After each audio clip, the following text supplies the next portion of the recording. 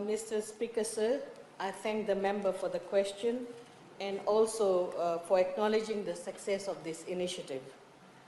The Northern Development Program, what we call NDP, was initially established to address the severe impact of the expiry of sugarcane leases on the economy of the North. When the sugarcane leases expired, many in the North were uncertain of the future. Farmers and their families left to look for opportunities in Viti Levu, affecting many businesses in the Northern Division. According to the Fiji Bureau of Statistics, between 1996 and 2007, Lambasa Tekina lost 8%, Madhuwata Tekina lost 10%, Sasa Tekina 30% of the population. That was the level of steppe migration. The Fijian government in 2007 felt the hurt of the people and the substantial depression in the Northern Division's economy. The government focused on how to revive the economy of this very important region. The domestic Look North policy was introduced during that time. One such program under Look North policy was the Northern Development Program. So this program was specifically to arrest the migration of the population from Northern Division to Viti Levu. So the NDP was part of the Fijian government's greater desire to improve the livelihood of Fijians in the Northern Division while developing the economy of the North. Mr. Speaker, sir, this program has been successful, and I shared some of the successes in my last ministerial statement in February.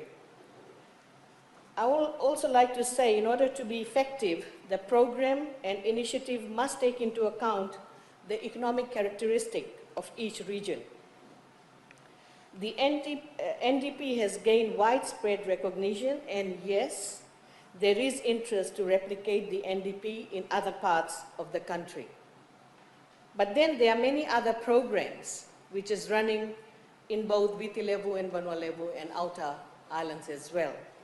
Some of these similar programs for MSMEs in all parts of Fiji are the Food Security Program, Micro Small Business Grant, Integrated Human Resource Program, National Export Strategy, YES, Young Entrepreneurship Scheme, Special Economic Zone, Development of Cooperatives, Fisheries Support, Self-Help Assistance, Community Development Funds, and other income-generating projects.